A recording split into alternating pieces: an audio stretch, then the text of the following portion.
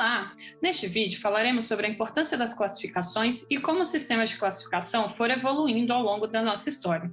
Vocês irão perceber que à medida que a humanidade foi fazendo novas descobertas, os sistemas classificatórios precisaram se ajustando à nova realidade do mundo. Vamos lá?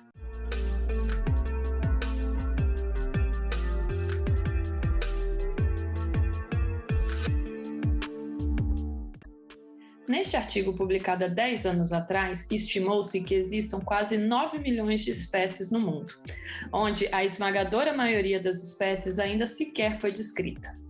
Tendo em mente esta quantidade imensa de organismos, como podemos organizar tudo isso para que possamos estudá-las mais adequadamente? Bem, o nosso intelecto não é capaz de compreender grandes blocos de informações de uma só vez. Quem tem algum tipo de coleção provavelmente a organizou em categorias, seja por cor, formato, localidade, etc.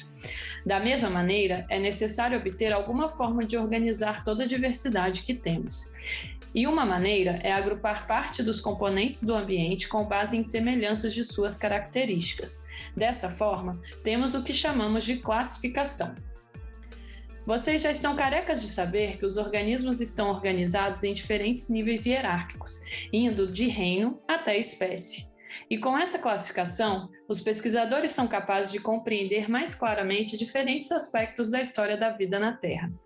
A importância dessa compreensão mais clara é tanta que o esforço para classificar os seres vivos vem desde a antiguidade. A classificação biológica mais antiga que conhecemos foi proposta por Aristóteles.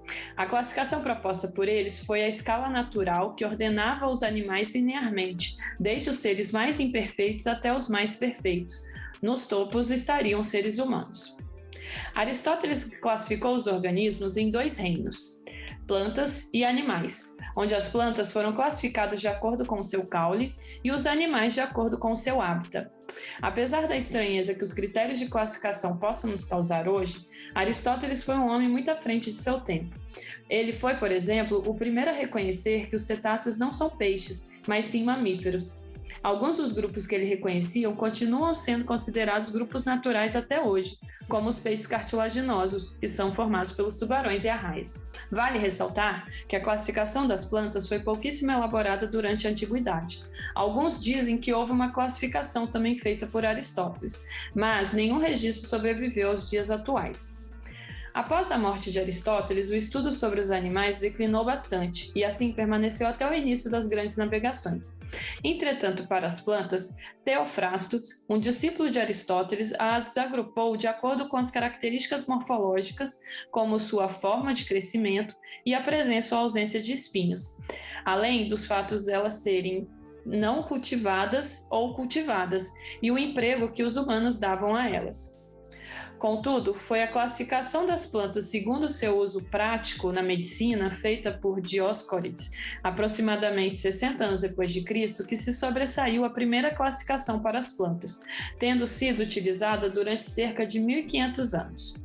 Uma das principais motivações para o início das grandes navegações nos séculos XV e XVI era a importação para a Europa de novas plantas e animais que eles pudessem explorar como fonte de alimento e outros produtos.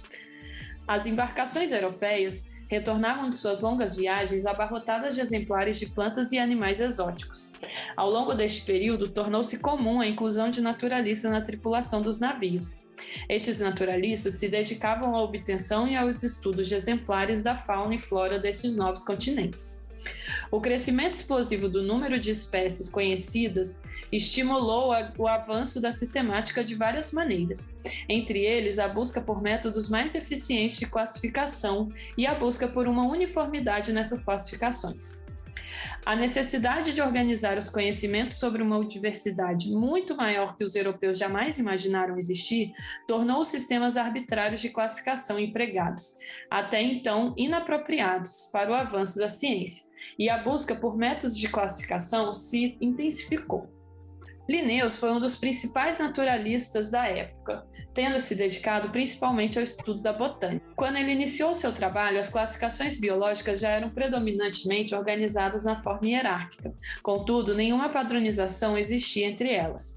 Em uma série de publicações iniciadas em 1735, Linneu desenvolveu um sistema hierárquico com níveis definidos, indo desde espécie até reinos. Linneu também escreveu Spices Plantarum, e a edição de 1753 é considerada um marco inicial na botânica moderna. Inclusive, o Código Internacional de Nomenclatura Botânica estabelece como data formal para o início de suas publicações o dia 1º de maio de 1753, que é coincidente com a publicação da obra Spices Plantarum de Linneu. Mas estabelece algumas exceções para certos níveis taxonômicos. Além do sistema hierárquico, chamado sistema linneano em sua homenagem, Linneu propôs também a nomenclatura binomial das espécies, segundo o qual o nome de uma espécie seria composto pelo nome do gênero a qual ela pertence, seguido por um epíteto ou nome específico que a qualifica. Seu sistema foi consolidado na 10ª edição de seu livro Systema Naturae, publicado em 1758. Essa edição é considerada o marco inicial da classificação zoológica moderna. Com base na proposta de Linneu, o Congresso Internacional de Zoologia de 1898 criou uma comissão para preparar um Código Internacional de Nomenclatura Zoológica, cujas regras foram adotadas a partir de 1901. As obras de Linneu tiveram grande aceitação e seu sistema de classificação foi rapidamente adotado no mundo ocidental, consistindo, até hoje, mais de 250 anos após sua proposição, a base da nossa classificação biológica atual. Em 1859, Charles Darwin elaborou a teoria da evolução, concebida também por Alfred Wallace na mesma época. As diferentes concepções sobre a evolução e a ordem natural decorrente delas levariam Darwin a fazer considerações e recomendações muito diferentes sobre as classificações. Em seu livro A Origem das Espécies, Darwin se perguntou por que nos sentimos tão confortáveis com as classificações hierárquicas. Em sua discussão sobre essa questão, ele lembrou que durante séculos os naturalistas vinham procurando entender a ordem natural. Para ele, contudo, esta ordem não seria um projeto divino de criação. Para Darwin, esta ordem natural seria a hierarquia filogenética. Assim, Darwin deu um novo sentido ao sistema hierárquico estabelecido por Linneu ao propor que a diversidade biológica seria o resultado de processos de descendência com modificação. E ele concluiu que uma boa classificação seria aquela que melhor representasse a genealogia das espécies. Já em meados do século XX, surgem as escolas da sistemática que nós já conhecemos. As 3 escolas seguiam as premissas de Darwin e eram unânimes em afirmar que as classificações são hierárquicas. Todas as escolas utilizam relações de similaridade para agrupar organismos, mas o que diferencia entre essas escolas é o tipo de semelhança. No gradismo, semelhanças podem ser tanto caracteres plesiomórficos quanto apomórficos e algumas vezes até mesmo homoplásticos. Já a fenética considera caracteres plesiomórficos, apomórficos e homoplásticos. Devido a isso, nem todas as classificações elaboradas pelo gradismo e pela fenética são naturais. Já na cladística ou sistemática filogenética, leva-se em consideração apenas características derivadas, ou seja, as características apomórficas. Com isso, essa escola considera apenas grupos naturais. Segundo Rennie, uma classificação que não refletisse a evolução não poderia ser útil a uma biologia que se desenvolvia dentro do contexto da teoria da evolução. Como vimos, os sistemas de classificação de Linneu usados atualmente são pretéritos às escolas da sistemática. Portanto, eles não necessariamente seguem as ideias dessas escolas. A fim de tentar contornar este problema, Philip Cantino e Kevin de Queiroz propuseram na virada do século XXI o Phylocode.